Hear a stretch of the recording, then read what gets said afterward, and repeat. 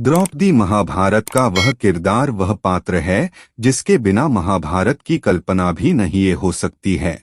महाभारत का युद्ध भले ही पांडवों ने जीता था, लेकिन युद्ध को जीतने की प्रेरणा द्रौपदी थी। द्रौपदी वह ज्वाला थी जिसने अपनी मर्यादा और सम्मान की प्राप्ति के लिए कौरवों के खून से कुरुक्षेत्र के मैदान की प्यास बुझाई। द्रौपदी महाभारत युद्ध के बाद भारतवर्ष की महारानी बनी, लेकिन इनका जीवन और अंत ऐसे रास्तों से गुजरता है जिन्हें जानकर हर कोई हैरान रह जाता है। तो आइए जानते हैं द्रौपदी के जीवन के 7 रहस्यमय बातें। नंबर 1, द्रौपदी का निर्भीक और शक्तिशाली व्यक्तित्व। अपने जीवन में द्रौपदी ने नहीं किसी से कभी हार मानी और न ही वह कभी किसी से डरी। भरी सभा में जब उन्हें निर्वस्त्र करने का दुस्साहस किया गया तो उन्होंने चुप्पी साधे बैठे भीष्म पितामह, द्रोणाचार्य, कृपाचार्य जैसे महान योद्धाओं की कठोर निंदा की। माना जाता है द्रौपदी कोई साधारण कन्या नहीं थी, बल्कि वह अग्नि से प्रकट हुई थी। नंबर 2, द्रौपदी को प्राप्त था ऐसा वरदान। धार्मिक कथाओं में द्रौपदी को दिव्य कन्या बताया गया है। इनका जन्म सामान्य तरीकों से न होकर हवन कुंड की अग्नि से हुआ था। इन्हें आजीवन कुंवारी रहने का भी वरदान प्राप्त था। इस वरदान के कारण ही द्रौपदी अपने सभी पतियों के साथ समान व्यवहार कर पाती थीं। सभी पतियों के साथ पत्नी धर्म को निभाते हुए भी द्रौपदी हमेशा कुंवारी रहती थीं।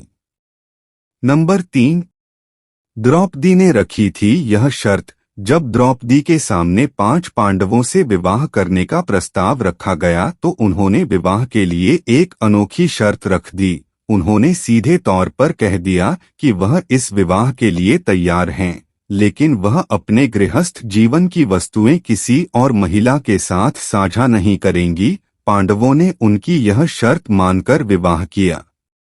नंबर 4, भगवान कृष्ण ही थे उनके सच्चे दोस्त। द्रौपदी भगवान कृष्ण को ही अपना सच्चा सखा, साथी और भ्राता मानती थीं। एक वही थे जो संकट के वक्त में द्रौपदी के साथ खड़े थे। उस भरी सभा में अनहोनी होने से भगवान कृष्ण ने ही बचाया था। जब दुर्योधन का भाई द्रौपदी को निर्वस्त्र करने का प्रयास कर रहा था तो भगवान कृष्ण की थे जिन्होंने उनकी रक्षा की थी। नंबर 5, इस पति से था सबसे ज्यादा प्यार। द्रौपदी के 5 पति थे, लेकिन सभी में भीम से द्रौपदी का विशेष लगाव था। इसकी एक खास वजह भी थी। भीम ही एकमात्र ऐसे थे जो द्रौपदी के साथ होने वाले अन्याय के खिलाफ सबसे पहले आवाज उठाते थे। चीर हरण के समय भी सभी पांडव मौन सिर झुकाए रहे, लेकिन भीम ने विरोध किया। दुशासन वध के लिए प्रतिज्ञा भी भीम ने ली थी और द्रौपदी के प्रण को भी पूरा भीम ने ही किया था। नंबर 6, शरीर त्यागने से पहले द्रौपदी ने भीम से ऐसा कहा था। द्रौपदी के बारे में भविष्य पुराण में कहा गया है कि वह पूर्व जन्म में एक विधवा ब्राह्मणी थीं, जबकि कुछ कथाओं में उन्हें इंद्राणी और लक्ष्मी स्वरूप भी बताया गया है। अंतिम समय में 5 पांडव और द्रौपदी जब स्वर्ग जा रहे थे तब पैर फिसल जाने से द्रौपदी खाई में गिरने लगी, लेकिन भीम ने हाथ पकड़ लिया।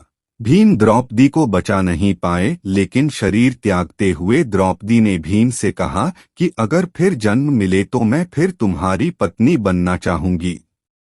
नंबर 7, कुत्ते को दिया यह शाप। विवाह के बाद सभी पांडवों में यह आपसी सहमति बनी थी कि एक समय में द्रौपदी के साथ एक ही पांडव वक्त गुजार सकता है। जब कोई पांडव अपनी पत्नी के साथ होता था तो संकेत के तौर पर कक्ष के बाहर अपनी चरण पादुका रख देता था। लेकिन एक दिन जब युधिष्ठिर द्रौपदी के साथ कक्ष में थे तब एक कुत्ता युधिष्ठिर का जूता उठाकर ले गया। इतने में अर्जुन किसी कारण उस कक्ष में आ गए। सजा के तौर पर अर्जुन को वन में जाना पड़ा। द्रौपदी ने कुत्ते को शाप दे दिया कि तुम खुले में संबंध बनाओगे और दुनिया तुम्हें देखेगी। अगर वीडियो अच्छी लगी हो तो इसे लाइक कीजिए, शेयर कीजिए और ऐसे ही वीडियो देखने के लिए चैनल को सब्सक्राइब कर लीजिए। मिलते हैं नेक्स्ट वीडियो में। तब तक के लिए जय हिंद, जय भारत।